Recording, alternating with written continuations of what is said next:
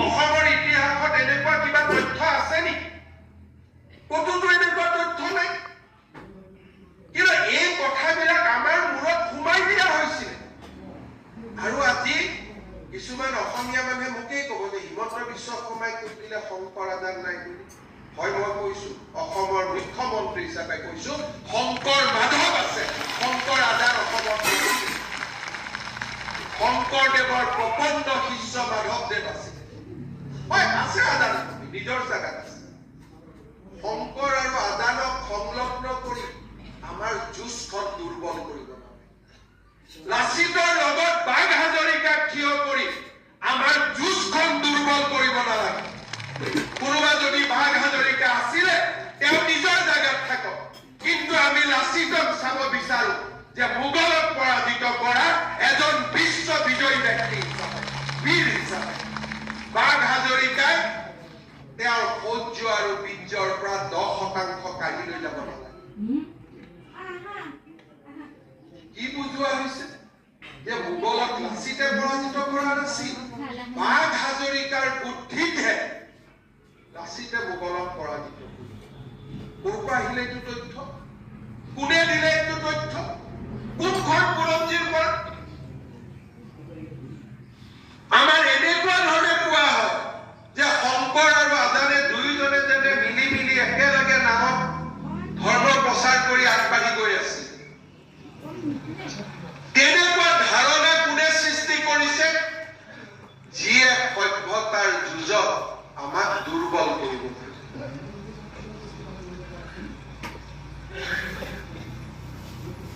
মই একেলগে দুৰ্গা পূজাত যাম, বঙালী মানুহজনো একেলগে দুৰ্গা পূজাত যাব, দুৰ্গা গোসাঁনীক আমি দুয়োজনে একেলগে সেৱা কৰিম, কিন্তু আমি দুইজন শত্ৰু আৰু বাংলাদেশৰ পৰা অহা সকল হল আমাৰ বন্ধু। এই থিয়ৰিটো কেনেকুৱা? আমি একেলগে কম গুৰু ব্ৰহ্মা গুৰু বিষ্ণু, আমি একেলগে সৰস্বতী মাক পূজা কৰিম, আমি একেলগে দুৰ্গা পূজাত পূজা কৰিম, সৃষ্টি সৃষ্টি বিনাশনী গুণাশ্ৰয়ী গুণাময়ী আমি একেলগে কম, কিন্তু ওলাই আহি কম এওঁ বঙালী দেই, এওঁ অসমীয়া। আৰু যিসকলে আমাৰ লগত একেলগে দুৰ্গা পূজা নকৰে, একেলগে নাম নকৰে, পাল নাম নকৰে, তেওঁলোক আমাৰ বন্ধু, কাৰণ আমি শংকৰ আৰু আজানৰ দেশৰ মানুহ। ই কেনে ধৰণৰ পলিটিকেল ডেফিনেশ্যন? ই কি ধৰণৰ ৰাজনৈতিক সংজ্ঞা? জাতিটোক ভিতৰৰ পৰা দুৰ্বল কৰা, সভ্যতাৰ যুঁজত আমাক ভিতৰৰ পৰা দুৰ্বল কৰা, এয়া ষড়যন্ত্ৰৰ বাহিৰে আমি একো নহয়। সেয়ে মই বিনয়ীভাৱে ক'ব পাৰো, শংকৰ আৰু আজান নহয়, শংকৰ আৰু মাধৱ।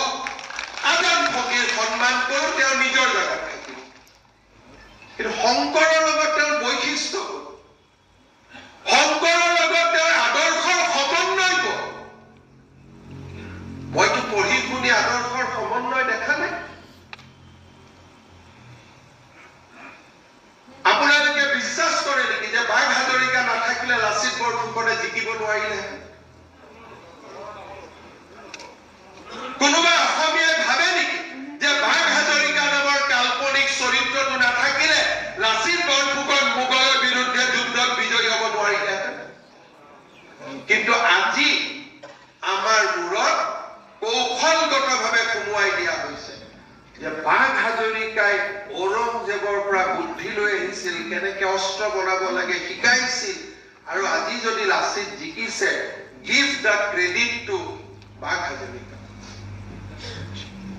এইবিলাক সাধাৰণ কথা নহয়। বাওঁপন্থী লোকসকলে আমাৰ জাতিটোক ভিতৰৰ পৰা দুৰ্বল কৰা অহৰহ ষড়যন্ত্ৰ। আজি তেওঁলোকে, আজি অসমৰ বহু মানুহে কাৰ্বি আংলঙৰ গণ্ডগোল হ'ল, নেপাল সত্ৰী, মৰাণে আন্দোলন কৰিলে নেপাল সত্ৰী। এতিয়া মোক প্ৰশ্ন কৰক, নেপালততো আন্দোলন হৈ গ'ল, প্ৰতিজন যুৱকে চৰকাৰী চাকৰি পাইছে নেকি? নেপালৰ ৰাস্তা ঘাটবিলাক পকী হৈ গ'ল নেকি? নেপাল কি বিশ্বৰ আটাইতকৈ অৰ্থনৈতিক শক্তি হ'ল নেকি? আপোনালোকে নেপালৰ বিপ্লৱলৈকে ক'ব, কিন্তু নেপালৰ বিপ্লৱৰ পিছত নেপালৰ কি পৰিৱেশ হ'ল সেইখিনিও লাইভ টেলিকাষ্ট কৰি আমাক দেখাওক। বাংলাদেশত ছাত্ৰ বিপ্লৱ হ'ল, বাংলাদেশত ক্ষমতা উৎখাত কৰিলে, হাছিনা ওলাই আহিলে, ইমানলৈকে ঠিক আছে। কিন্তু তাৰ পিছত কি বাংলাদেশখন বিশ্বৰ মহাশক্তিত পৰিণত হ'ল? তাৰ পিছৰ বাংলাদেশখনৰ কথা আপোনালোকে কিয় নকয়? হিন্দুক জীৱনতে অগ্নিদগ্ধ কৰা হ'ল। ছাত্ৰ আন্দোলন নহলে হয়তো দীপু দাসৰ কেতিয়াও মৃত্যু নহল। আপুনি উদাহৰণ আমাক দেখুৱাওক। আন্দোলনলৈকে, বিপ্লৱলৈকে, বিপ্লৱৰ পিছৰ পৃথিৱীখন আমাক দেখাওক। সেই বিপ্লৱ নহয় যি বিপ্লৱৰ সমাপ্তি জনসাধাৰণৰ কল্যাণেৰে নহয়। মই বিপ্লৱ কৰিছো কিন্তু জনসাধাৰণৰ কল্যাণ হোৱা নাই, তাক বিপ্লৱৰ আখ্যা কোনেও দিব নোৱাৰে। বিপ্লৱে সমাজৰ পৰিৱৰ্তন কৰে, বিপ্লৱে সমাজক নতুন ৰূপত সজায়। আৰু নৰেন্দ্ৰ মোদীৰ নেতৃত্বত 2014 ভাৰতত যি বিপ্লৱ আৰম্ভ হৈছে সেই বিপ্লৱে আজি সমাজৰ পৰিৱৰ্তন কৰিছে।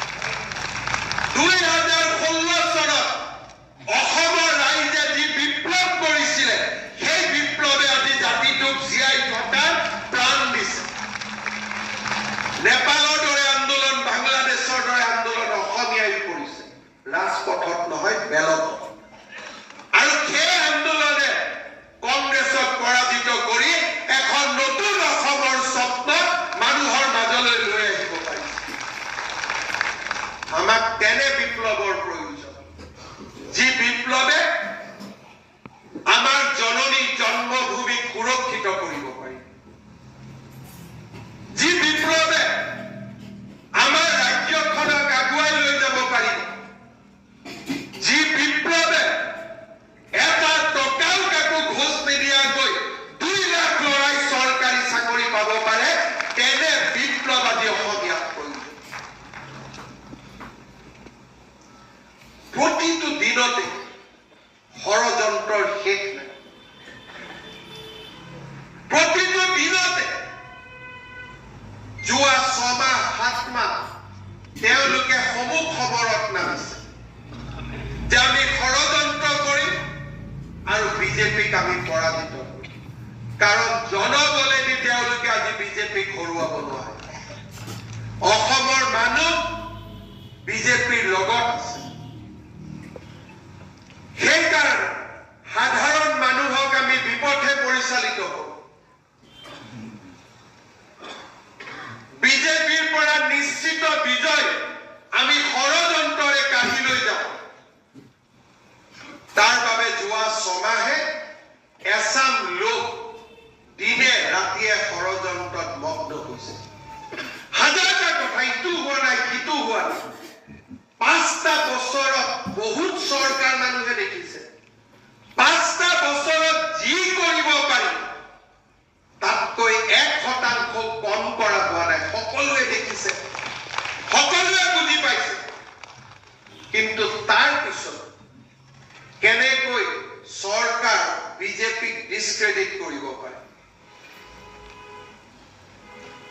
আজি তাৰে ষড়যন্ত্ৰ চাৰিওফালে আৰম্ভ হৈছে। 2016 চনতো মই কৈছিলো শৰাইঘাটৰ শেষ যুদ্ধ। যিমান দিনলৈ অসমীয়াই যুঁজি থাকিব সিমান দিনলৈ অসমীয়া জীয়াই থাকিব। কিমান দিন যুঁজিব লাগিব? যিমান দিনৰ বাবে যুঁজাৰ প্ৰয়োজন হ'ব সিমান দিন যুঁজি থাকিব।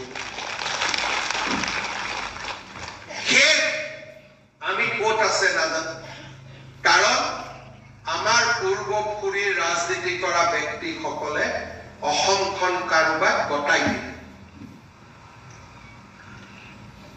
দীঘলীয়া সংগ্ৰাম সভ্যতাৰ যুঁজত আমি বহু দিনলৈ যুঁজিব লাগিব। মুখ্যমন্ত্ৰী কোন হ'ব, বিধায়ক কোন হ'ব, সাংসদ কোন হ'ব, এই প্ৰশ্নৰ কোনো উত্তৰে জাতিটোক জীয়াই নাৰাখে। আজি জাতিটোক ভাৰতীয় জনতা পাৰ্টিৰ দৰে আপোচবিহীন লোকৰ প্ৰয়োজন আছে, যি জুইক কোনো কাৰণতে আত্মসমৰ্পণ নকৰে, শেষ দিনটোলৈকে যুঁজিব বিচাৰে, শেষ দিনটোলৈকে যুঁজিব বিচাৰে। আৰু তেনেকুৱা অজস্ৰ লোকৰ প্ৰেৰণাৰ আমি প্ৰতীক হ'ব লাগিব। মানুহক আমি বুজাব লাগিব যে বিজেপিয়ে নিজৰ স্বাৰ্থৰ ওপৰত গৈ জাতিটোক জীয়াই ৰখাৰ সংগ্ৰামত লিপ্ত হৈছে। 5 বছৰৰ কামত কোনেও আমাক ক'ব নোৱাৰে, কোনেও ভবা নাছিল মহাপুৰুষ শ্ৰীমন্ত শংকৰদেৱৰ জন্মস্থানক কোনোবাই উচ্ছেদ কৰিব আৰু সেই মাটিতে আবিৰ্ভাৱ ক্ষেত্ৰ নিৰ্মাণ কৰিব। কোনেও কল্পনা কৰা নাছিল, কোনেও কল্পনা কৰা নাছিলে যে লাচিতৰ সুবিশাল মূৰ্তি অসমীয়াই দেখা পাব। কোনেও কল্পনা কৰা নাছিলে অসমীয়া ভাষা ধ্ৰুপদী ভাষা হ'ব। কোনেও কল্পনা কৰা নাছিলে চৰাইদেউ মৈদাম বিশ্ব ঐতিহ্য ক্ষেত্ৰ হ'ব। আমি প্ৰত্যেকটো পৰ্যায়ত মানুহে আমাক যি দায়িত্ব দিছিল তাৰ পৰা বহু খোজ আগত গৈ আমি কাম কৰিছো। কিন্তু এই কাম আমাৰ কাৰণে নহয়। আপোনালোকে আমি সকলোৱে বুজিব লাগিব যে আমি এখন ডাঙৰ যুঁজৰ শৈলী, আৰু আমি যদি আত্মসমৰ্পণ কৰো, মোৰ দুখীয়া জনমভূমিৰ আৰু কোনো বিকল্প নাথাকিব, আৰু কোনো বিকল্প নাথাকিব। মই জীয়াই থাকোঁতে, আপুনি জীয়াই থাকোঁতে আমি দেখা পাম টেক অভাৰ। আজি গুৱাহাটী টেক অভাৰ, কালি নগাঁও টেক অভাৰ, কালি মঙলদৈ টেক অভাৰ। এটাৰ পিছত এখনকৈ গাঁও ল'ব, এটাৰ পিছত এখনকৈ নগৰ ল'ব।